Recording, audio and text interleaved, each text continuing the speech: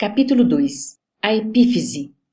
Enquanto nosso companheiro se aproveitava da organização mediúnica, vali-me das forças magnéticas que o instrutor me fornecera para fixar a máxima atenção no médium. Quanto mais lhe notava as singularidades do cérebro, mais admirava a luz crescente que a epífise deixava perceber. A glândula minúscula transformara-se em núcleo radiante e, em derredor, seus raios formavam um lótus de pétalas sublimes. Examinei atentamente os demais encarnados. Em todos eles, a glândula apresentava notas de luminosidade, mas em nenhum brilhava como no intermediário em serviço. Sobre o núcleo, semelhante agora à flor resplandecente, caía luzes suaves de mais alto, reconhecendo eu que ali se encontravam em jogo vibrações delicadíssimas, imperceptíveis para mim. Estudara a função da epífise nos meus apagados serviços de médico terrestre. Segundo os orientadores clássicos, circunscreviam-se suas atribuições ao controle sexual no período infantil.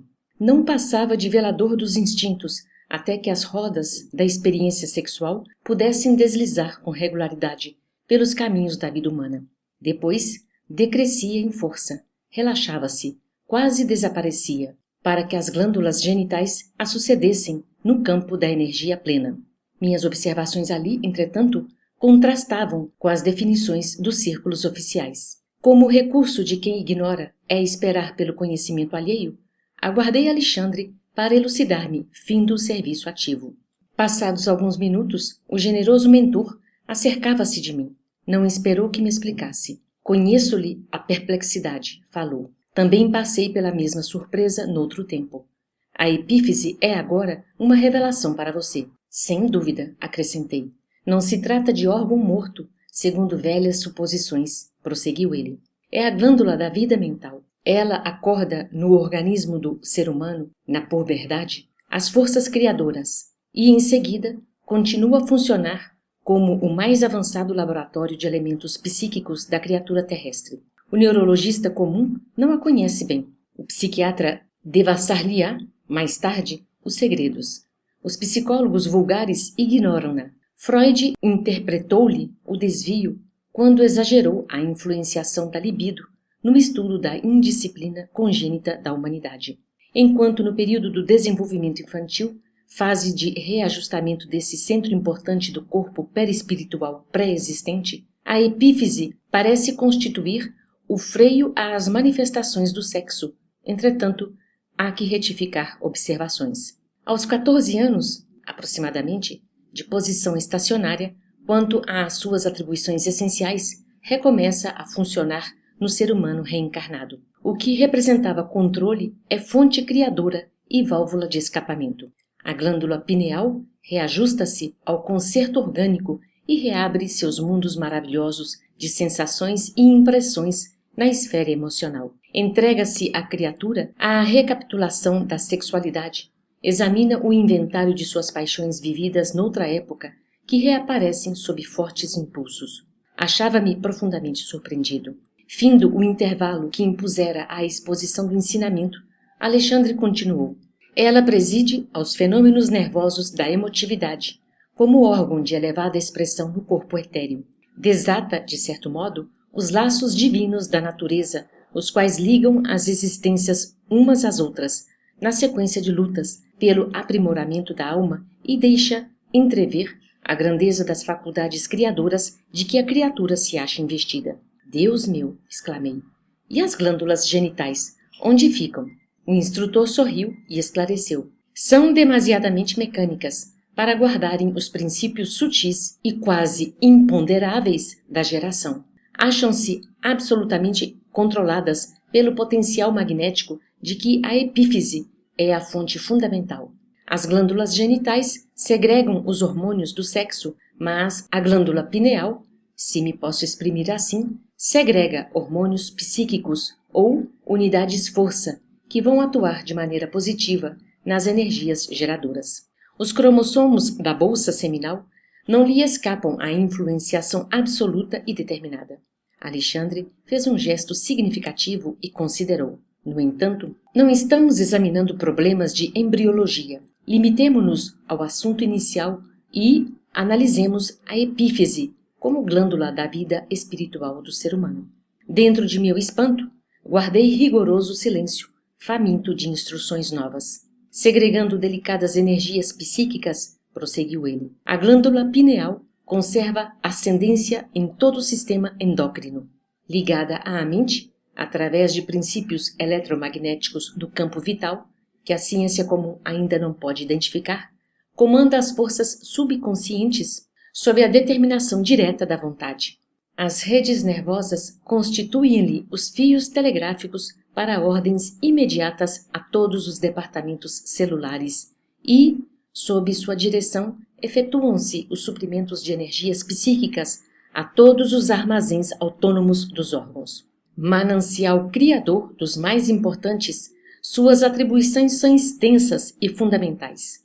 Na qualidade de controladora do mundo emotivo, sua posição na experiência sexual é básica e absoluta.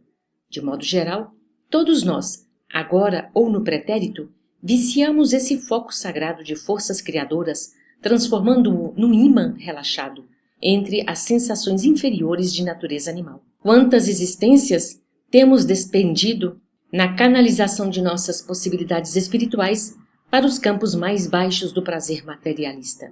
Lamentavelmente, divorciados da lei do uso, abraçamos os desregramentos emocionais e daí, meu caro amigo, a nossa multimilenária viciação das energias geradoras, carregados de compromissos morais com todos aqueles a quem ferimos com os nossos desvarios e irreflexões. Do lastimável menosprezo a esse potencial sagrado decorrem os dolorosos fenômenos da hereditariedade fisiológica, que deveria constituir, invariavelmente, um quadro de aquisições abençoadas e puras. A perversão do nosso plano mental, consciente, em qualquer sentido da evolução, determina a perversão de nosso psiquismo inconsciente, encarregado da execução dos desejos e ordenações mais íntimas na esfera das operações automáticas. A vontade desequilibrada desregula o foco de nossas possibilidades criadoras.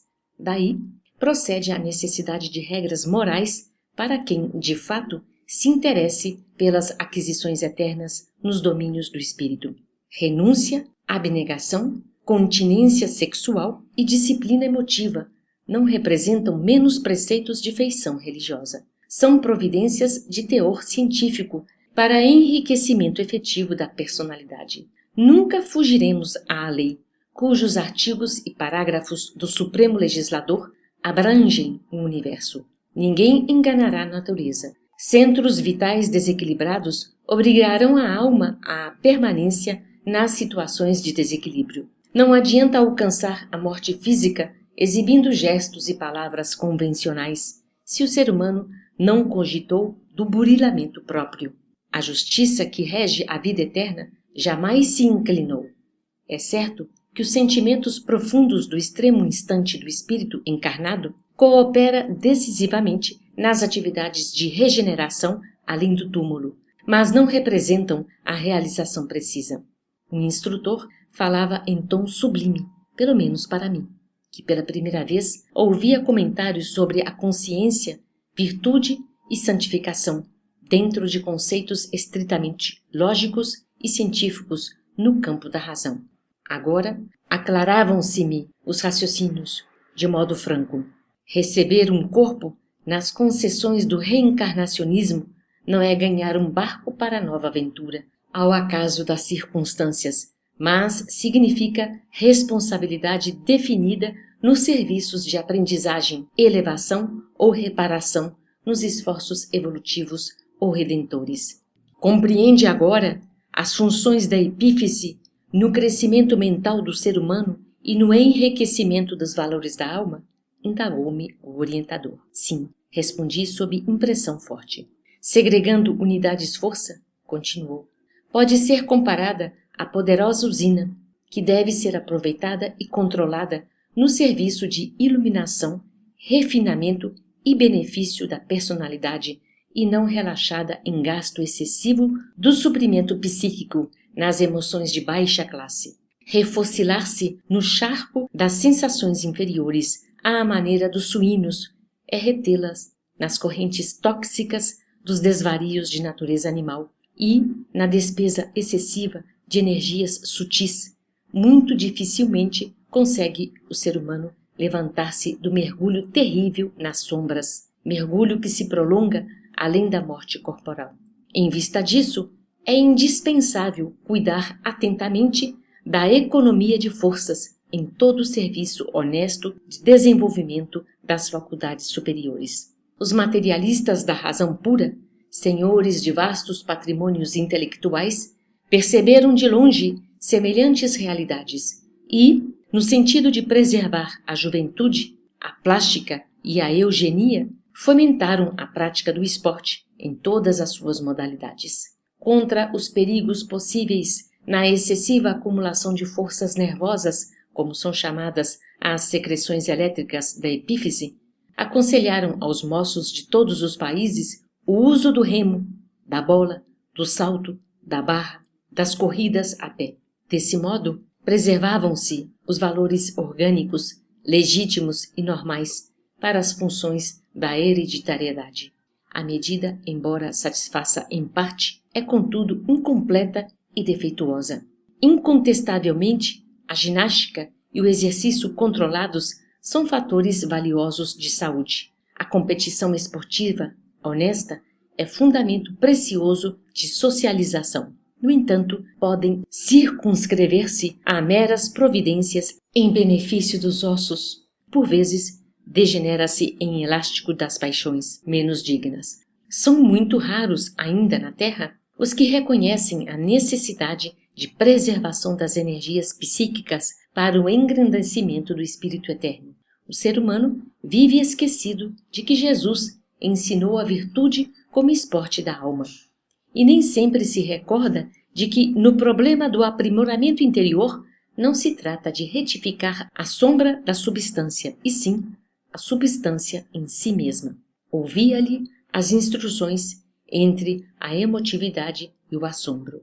Entende agora como é importante renunciar? Percebe a grandeza da lei de elevação pelo sacrifício?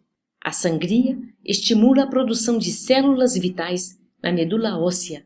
A poda oferece beleza, novidade e abundância nas árvores.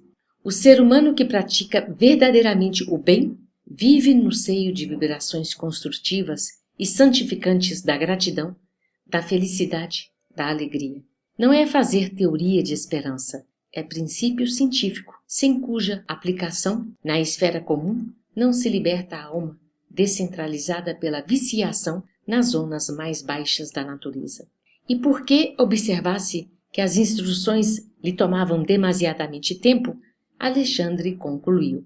De acordo com as nossas observações, a função da epífise na vida mental é muito importante. Sim, considerei. Compreendo agora a substancialidade de sua influenciação no sexo e entendo igualmente a dolorosa e longa tragédia sexual da humanidade. Percebo nitidamente o porquê dos dramas que se sucedem ininterruptos, as aflições que parecem nunca chegar ao fim, as ansiedades que esbarram no crime, o cipoal do sofrimento, envolvendo lares e corações.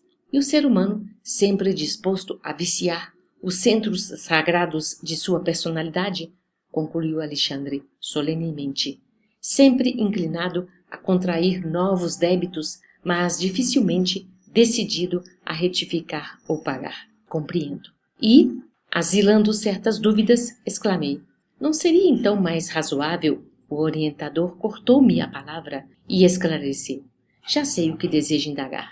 E sorrindo, você pergunta se não seria mais interessante encerrar todas as experiências do sexo, sepultar as possibilidades do renascimento carnal.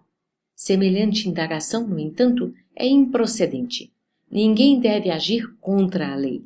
O uso respeitável dos patrimônios da vida, a união enobrecedora, a aproximação digna constituem o programa de elevação. É, portanto, indispensável distinguir entre harmonia e desequilíbrio, evitando o estacionamento em desfiladeiros fatais. Ditas as palavras, Alexandre calou-se, como orientador criterioso que deixa ao discípulo o tempo necessário para digerir a lição.